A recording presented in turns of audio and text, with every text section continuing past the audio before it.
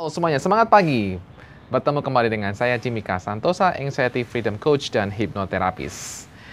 Di sini teman-teman, saya akan membahas tentang masalah kecemasan, ya. Masalah gangguan kecemasan dan juga asam lambung, terutama yang di sini saya tekankan adalah ketegangan otot atau nyeri yang seringkali muncul ketika teman-teman mengalami kecemasan atau asam lambung. Seringkali rasanya nyeri di dada. Nyeri dada itu biasanya di sebelah kiri. Ya, kemudian juga areanya kayak tegang di dada, penuh rasanya seperti kayak tertekan seperti itu, dan itu membuat teman-teman takut sekali. Ya, teman-teman yang masih berkutat dengan masalah ini, yang masih punya gangguan kecemasan dan juga masih punya masalah asam lambung, pengen tahu solusinya bagaimana supaya kita bisa lepas dari masalah ini, maka teman-teman silahkan tonton video ini sampai habis. Bagi teman-teman yang belum subscribe, silahkan subscribe sekarang. Ya, karena saya akan memberikan di video inilah tentang bagaimana solusinya. Yang tentunya pastinya akan bermanfaat bagi teman-teman. Oke, silahkan subscribe sekarang. Teman-teman yang mengalami keluhan di area dada, biasanya gejala-gejala atau yang sering dirasakan adalah rasa sesak ya, sesak dan kemudian kayak terasa tertekan di area dada. Kemudian juga biasanya yang muncul adalah nyeri. Nyeri, kemudian juga rasa seperti tertusuk seperti itu di area dada juga. Biasanya dada sebelah kiri. Kemudian juga ada kayak rasa-rasa itu kayak otot-otot tuh kayak tegang gitu ya. Kemudian berat seperti rasanya. Nah, teman-teman juga bisa merasakan kayak semacam ada kedutan-kedutan gitu di area dada atau mungkin di area yang lain. Dan biasanya juga teman-teman yang mengalami rasa nyeri di dada juga itu menjalar. Menjalarnya bisa ke arah punggung. Ya kan? Menjalar ke arah punggung dan tidak cuma nyeri biasanya, sering juga dirasakan adalah ketegangan. Jadi ketegangan di leher ya, leher. Kemudian juga rasanya juga ada kayak ketegangan di area wajah atau kepala. Nah, ketika Anda merasakan ketegangan di area wajah atau kepala, beberapa orang mengalami seperti itu, sehingga rasanya kayak ketarik gitu kan, sehingga kayak merasa kayak stroke gitu ya, kayak takut kayak stroke, kemudian mereka jadi takut kalau nih stroke seperti, wah tambah cemasnya tinggi lagi, dicek ke dokter syaraf gak ada masalah, bingung kan, dicek ke dokter syaraf gak ada masalah, tapi kenapa begini, nah gitu. Nah juga teman-teman, biasanya gejala-gejala nyeri di dada ini juga biasanya intensitasnya itu bisa ringan, sedang, dan kuat atau parah lah istilahnya ya. Dan juga bisa juga intensitasnya bisa kuat dan lemah, nggak tentu. Kemudian juga rasa nyeri ini juga dapat mendahului, menyertai, atau mengikuti gejala kecemasan yang lain. Ya, dengan gejala kecemasan yang lain, misalnya Anda di awal hanya nyeri, kemudian muncul sensasi lain, sesak nafas, kemudian jantung berdebar, dan lain-lain. Atau selama jantung berdebar, ketika jantung berdebar, kemudian ketika sesak nafas, teman-teman juga mengalami nyeri.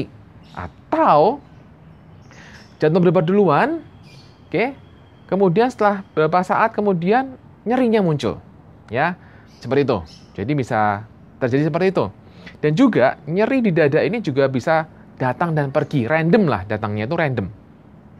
Mengalaminya? Nah, gejala-gejala nyeri ini yang saya bilang tadi juga bisa hanya terjadi di area dada, kemudian juga bisa dapat melebar atau berpindah. Ya. Nah, teman-teman yang mengalami seperti ini biasanya kalau baru pertama kali mengalami seperti ini biasanya akan takut. Kenapa? Akan dihubungkan dengan jantung, ya. Karena kan nyeri di dada kiri. Sehingga biasanya ketika baru pertama kali ini akan dianggap serangan jantung. Serangan jantung, kemudian mereka akan ke IGD. Nah, ternyata tidak ada masalah dengan jantung. Nah, tapi kalau baru pertama kali mengalami rasa ini, sangat baik Anda, teman-teman, untuk pergi ke dokter jantung. Untuk memastikan bahwa jantungnya teman-teman normal. Kalau jantung teman-teman sudah normal, sudah dipastikan normal, sudah cek dokter, cek medis, semuanya normal, ya berarti teman-teman hanya masalah kecemasan. Oke, kalau Anda juga cek paru dan lain-lain juga semuanya normal ya, berarti kecemasan. Biasanya dokter hanya mengatakan asam lambung, ya kan? Nah, kalau asam lambung biasanya juga dokter akan mengatakan kamu stres apa. Nah, teman-teman, nyeri dada ini biasanya juga terjadinya biasanya ketika apa aja? Ketika biasanya teman-teman banyak masalah. Iya kan? Kalau teman-teman perhatikan, ketika banyak masalah dengan pasangan, dengan anak yang belum bisa diatur, dengan rumah yang berantakan, dengan semua pekerjaan yang belum beres, dengan semua hubungan dengan orang yang bagus, ya pasti biasanya nyeri itu muncul, ya kan? Atau juga bisa muncul ketika teman-teman lagi apa? Lagi salah makan, telat makan, itu juga bisa muncul nyeri dadanya. Kemudian juga bisa muncul biasanya ketika habis bangun pagi atau ketika berbaring mau tidur, itu juga bisa muncul. Juga bisa muncul ketika biasanya teman-teman adalah mungkin ketika ada kelelahan seperti itu, atau juga seperti yang saya bilang tadi di awal, yaitu datangnya random. Ya, tiba-tiba muncul seperti itu, ya.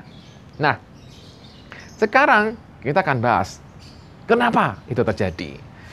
Sebabnya itu terjadi itu dua, teman-teman. Yang pertama adalah karena kita stres. Ya, tadi kan, karena ini kan muncul ketika Anda punya banyak pikiran, berarti penyebabnya jelas, stres. Oke. Dan kemudian yang kedua penyebabnya adalah karena ada masalah di pencernaan, gangguan pencernaan. Biasanya adalah dibilang Anda asam lambung atau GERD biasanya. Jadi kalau GERD itu kan biasanya asam lambung naik ke atas kan, jadi dada panas, kemudian itu bisa menyebabkan nyeri. Sehingga seringkali gejala GERD itu biasanya dianggap dengan gejala jantung. Sehingga ya tadi teman-teman pergi ke dokter jantung.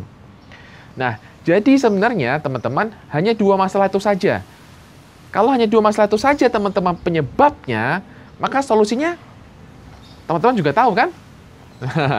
Oke, sekarang kita akan bahas solusinya teman-teman.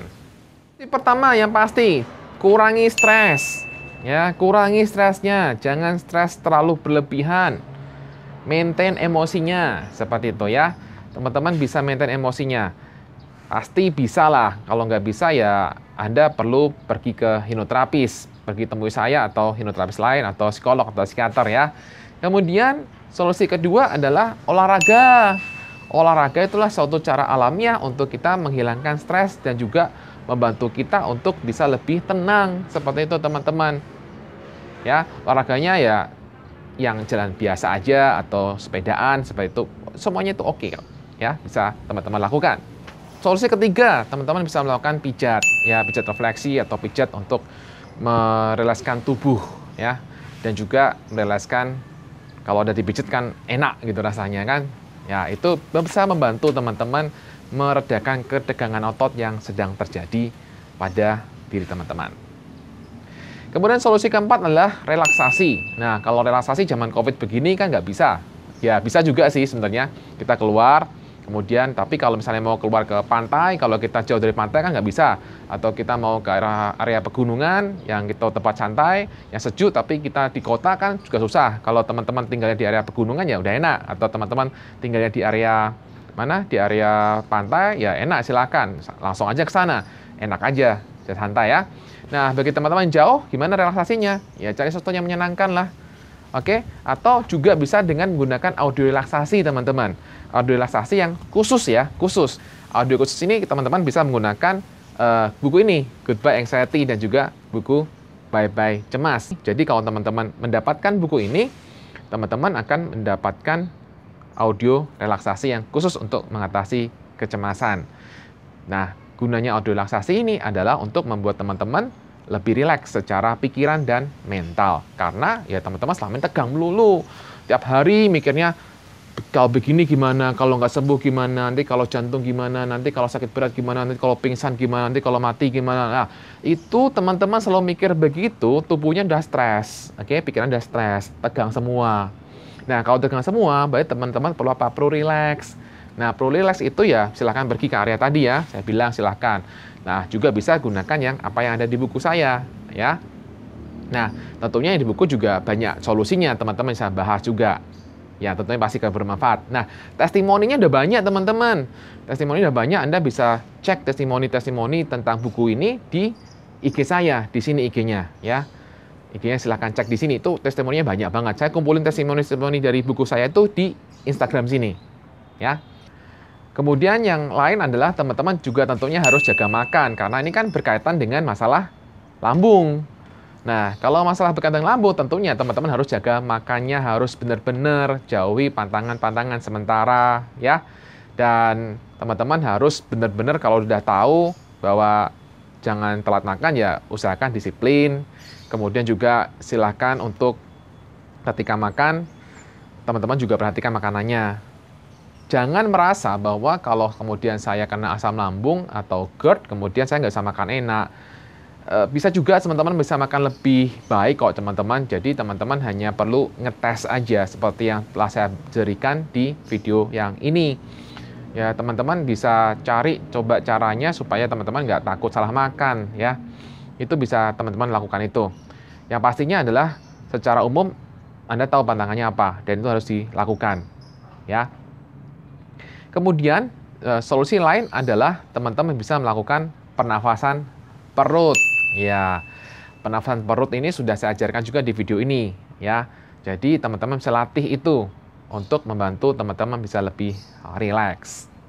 Pernapasan perut sangat bermanfaat sekali ketika teman-teman mengalami gangguan kecemasan.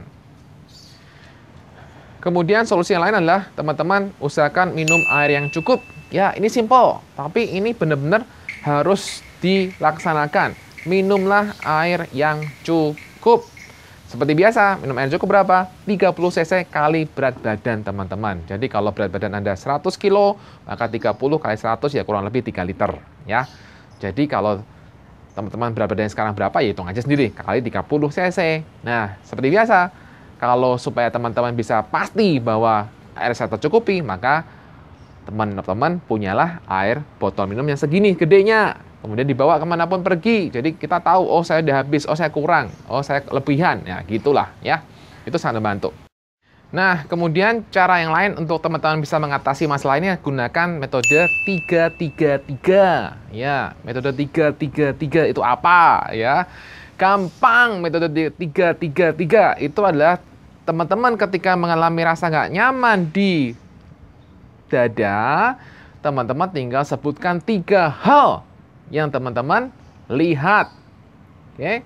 Kemudian sebutkan 3 hal yang teman-teman dengar. Dan kemudian lakukan 3 gerakan, yaitu bisa aja seperti ini. 1, 2, 3. Ya, 1, 2, 3. Atau misalnya 1, 2, lonjak-lonjak. 3, terserah, pokoknya 3 gerakan. Ya, jadi itu namanya metode 3-3. Dan terakhir adalah percayalah sama kata dokter. Kalau dokter mengatakan bahwa jantung Anda sehat, ya udah percayalah pada dokter ya. Jangan googling lagi. Dokter tuh pinter ya, sudah kuliah lama bertahun-tahun. Jangan jadi dokter di Google. Jangan jadi dokter yang hanya dalam waktu sekian menit langsung saya memutuskan, oh begini. Padahal dokter itu sekolah bertahun-tahun untuk bisa memastikan bahwa ini karena begini. Ya. Jadi sekali lagi, izinkan percaya kata-kata dokter. Kalau dokter mengatakan bahwa teman-teman jantungnya sehat, percayalah sehat. Udah itu aja, percaya aja sehat. Ya, percaya aja aman-aman gitu. Ya. Oke, demikian teman-teman. Semoga apa yang saya bahas bisa bermanfaat bagi teman-teman semuanya. Dan teman-teman bisa segera lepas dari masalah ini. Dan silahkan komentar, ditunggu komentarnya, karena saya pasti akan jawab sebisa mungkin.